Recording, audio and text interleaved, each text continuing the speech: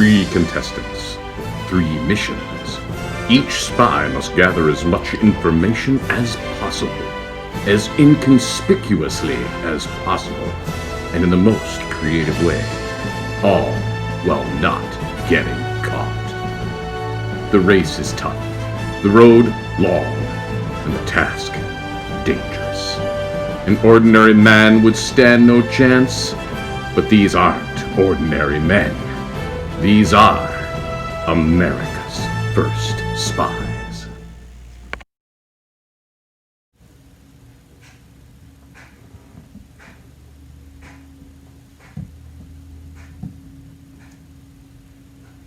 Contestants. 3 of you will enter this challenge as competitors. 1 will leave as the victor. Each of you is tasked with the dangerous mission of spying on the British forces.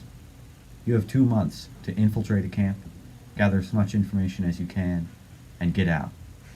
If you are discovered, your punishment depends on those who capture you. If you return, the information you collect will count towards your score. The way you collect that information will be scored as well. If you do not return a week after the deadline, you are disqualified, and you will be picked up by a company helicopter. You can enlist the help of patriotic locals. If you try to get help from anyone outside of your area, you are immediately disqualified. Do you all understand the rules and specifications?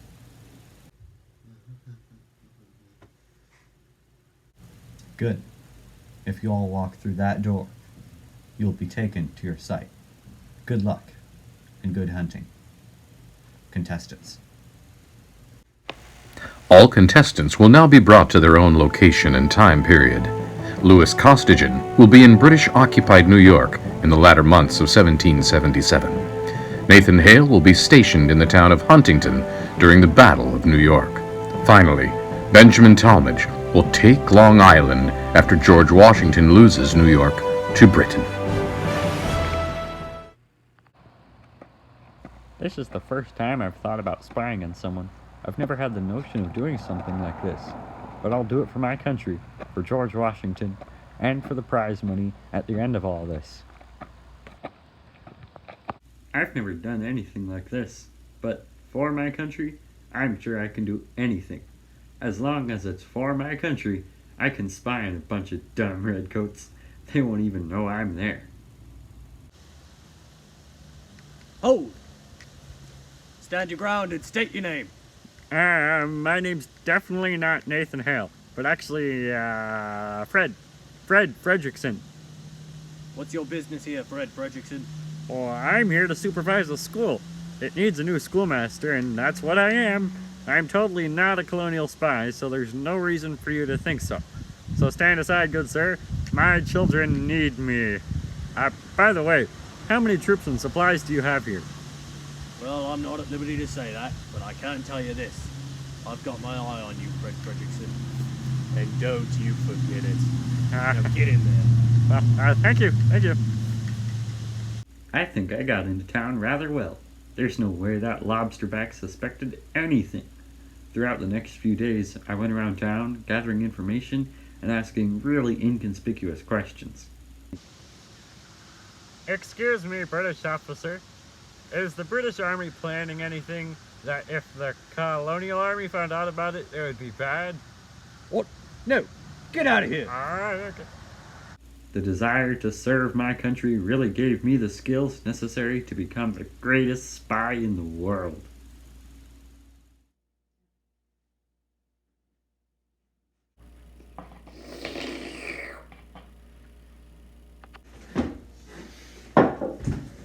Greetings, fellow spy. Fellow spy? Who are you? Why, I'm a colonial spy just like you. General Washington sent me in to assist you. He thought you might need some help.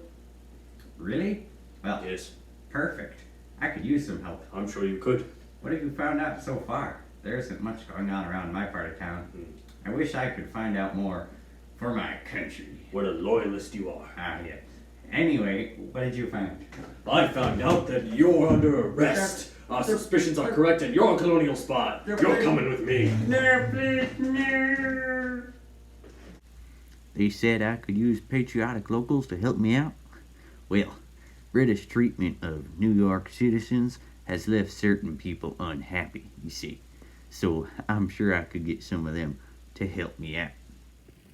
I know the British have been treating us like dirt, so if you guys help me gather information on supplies and movements, then we can bring this war to an end with our victory.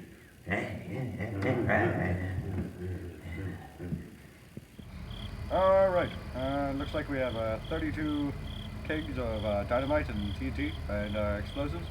We have 50 guns, 50,000, that is my mistake. 20 tanks, 20,000 soldiers. By the way, this is really important information that I'm writing down right now, so if anyone was listening, that'd be really bad. And I mean really bad. Sarge just told me that we got news about a French encampment. If I do well, it could mean a promotion. Those dirty French won't know what hit them. Excuse me.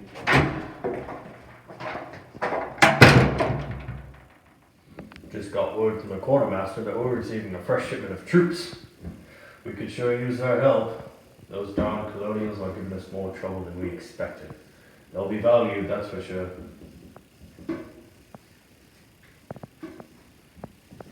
Right.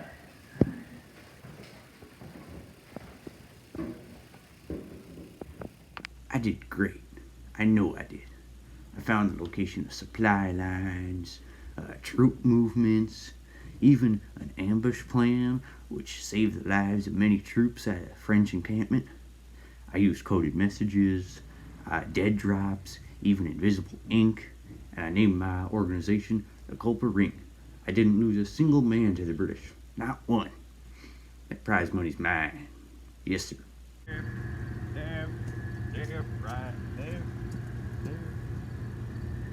Looks like they're gone. Now's a good time to change out of my uniform so I can sneak into town. Stop right there, colonial scum. Oh, you're lucky you still have your uniform on. Yeah. Otherwise I would have pinned you as a spy. Come on, you're coming with me. Let's go, come on, come on. I'm a redcoat. All right, soldier. I see no need to punish a man for fighting what he believes in, but I must do something. Therefore, you are on parole.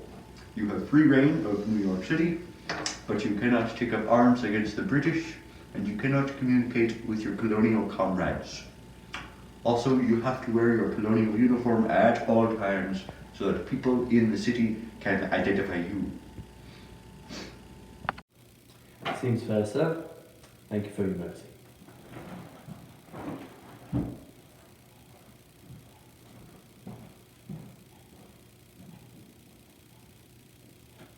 I'm not completely satisfied with the way things turned out, but I'm inside the city and there's no way anybody is going to suspect anything as I gather information. I know I can't share that information with my allies, but that opportunity may come up, so I have to be ready when it does.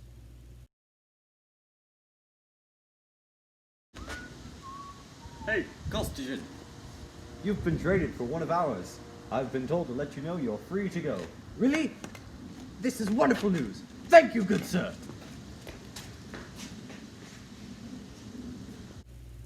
This is an amazing stroke of luck. I've already been in town for a month and a half, so everybody's already used to seeing me around. But I'm a free man now, so I can share the information I collect with General George Washington. I couldn't have asked for a better situation. I've got this contest in the bag.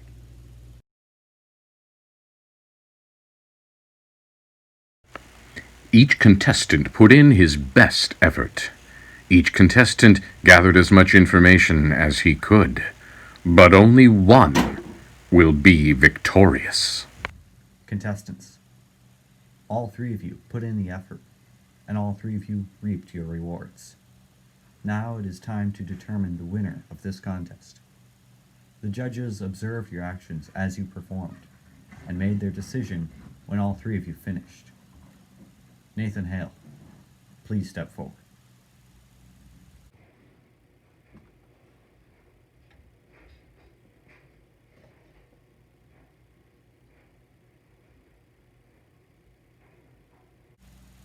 Nathan Hale, you infiltrated the town of Huntington during the Battle of New York.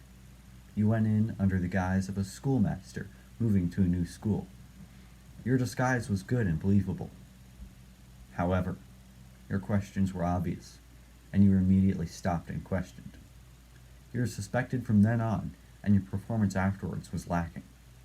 After only 3 days, you were discovered by a disguised British soldier and hanged shortly after. Therefore, none of your previous efforts count for anything. You are disqualified.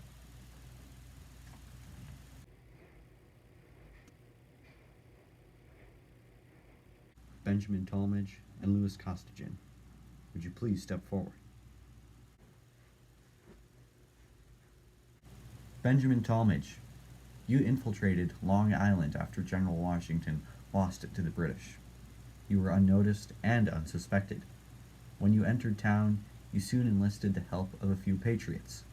You formed a well-organized team of spies and espionage artists. None of your group was suspected, and none of your group was caught. The information you found out was extremely helpful in the war effort, and the way you transferred that information was creative and inconspicuous. Well done.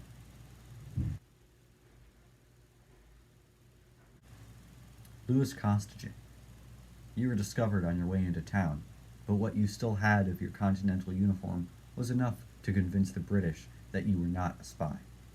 You were put on parole and allowed to freely roam New York City for a month and a half. Whether that was your plan or not, well done. After 6 weeks, you were traded for a British officer, but you chose to stay in New York City. Everyone there was used to seeing you and suspected nothing while you gathered more and more information and sent it to the Continental Army. Congratulations. The time has come to announce a winner. Nathan Hale was discovered and hanged after 3 days. Benjamin Talmadge was never suspected or caught. Louis Costigan spied on the British, all well dressed in his army uniform. It comes down to Talmadge and Costigan. Benjamin Talmadge,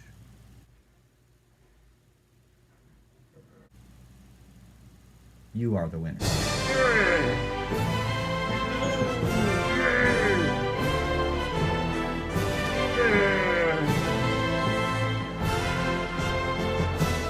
Congratulations.